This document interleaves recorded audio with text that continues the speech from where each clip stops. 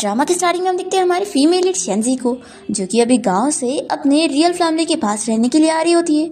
जैसे ही वो कार से बाहर निकलती है तो मेड उसे तुरंत ही घर के अंदर जाने के लिए बोलती है और कहती है कि उसके पेरेंट्स कब से उसका इंतजार कर रहे हैं। शेंजी उस मेड के बिहेवियर से जान जाती है कि वो उसे कितना ज्यादा चिढ़ रही है। तभी हम हमारे मेल लीड जो को देखते हैं, जो कि शेंजी की तरफ ही देख रहा होता है। उसका असिस्टेंट उसे शेंजी के बारे में ही बता रहा होता है कि वो अनन फैमिली की रियल डॉटर है, जो कि अभी गांव से अपनी रियल फैमिली के पास रहने के लिए आई है। शेंजी हमें बता रही होती है कि वो असल में पुराने ज़माने की है और अचानक से एक दिन वो टाइम ट्रेवल करके यहाँ पर पहुँच गई। अब शेंजी जैसे ही अपने घर में जाती है तो देखती है कि उसके ग्रैंडपा, उसके मॉम डैड और उसके ब्रदर और सिस्टर यहाँ पर बैठे होते। शेंजी मॉम से बताने लगती है कि मैं तुम्हारी मॉम हूँ, पर शेंजी के डैड यहाँ पर कहने लगते हैं कि इस लड़की के लिए अब एक ट्यूटर हायर करो और वो इसे तौर तरीके सिखाए। ये लड़की गाँव से आई है और इसे कुछ भी आता जाता नहीं है, तो ये हमारी फैमिली की बेइज्जती ना करा दे। शेंजी का भाई चैन उस पर हंसने लग जाता है कि ये लड़की तो कॉलेज भी पढ़ के नहीं आई है, तो आखिर ये क्या ही सीख लेगी। तो शाओ कहने लगती है कि ब्रदर सिस्टर के बारे में ऐसा मत बोलो, नहीं तो हमारे पेरेंट्स को बुरा लगेगा। तभी ग्रैंडपा शेंजी से पूछने लग जाते हैं कि तुम कुछ बोल क्यों नहीं रही हो।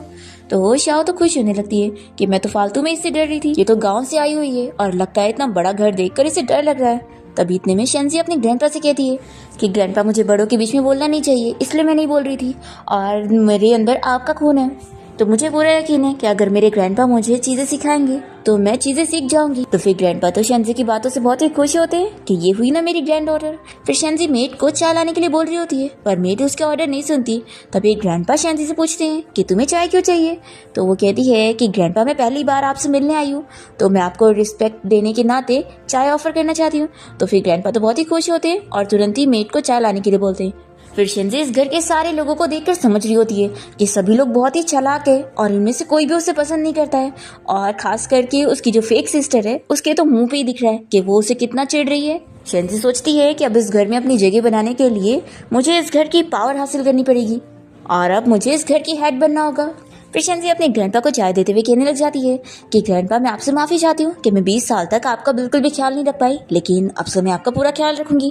तो ग्रैंडपा तो बहुत ही खुश हो जाते हैं और फिर वो शाओ और चैन को सुनाने लगते हैं कि देखो तुम लोग के अंदर तो बिल्कुल तमीज़ नहीं है, कुछ शेंजी से सीख लो। और फिर ग्रैंडपा शेंजी को समझा देते हैं कि तुम्हें कोई भी चीज़ की ज़रूरत होगी ना तो मेड को कह देना, और फिर वो अपना रेस्ट करने चले जाते हैं। फिर शेंजी के डैड उसे बताने लगते हैं कि कल ट्यूटर आ जाएगी और वो तुम्हें चीज़ें जो सिखाएगी वो अच्छे से सीख लेना, क्योंकि फैमिली के रूल्स तुम्हें पता होने चाहिए। और फिर शेंजी की मॉम उसे शाओ से मिलवाने लगती है और बताती है कि ये तुम्हारी सिस्टर है और इसे मैंने अडॉप्ट किया तो क्या हुआ, ये भी हमारी रियल बेटी की तरह है, तो इसका अच्छे से ख्याल रखना। तो शेंजी कहती है कि मॉम आप फिक्र मत करो।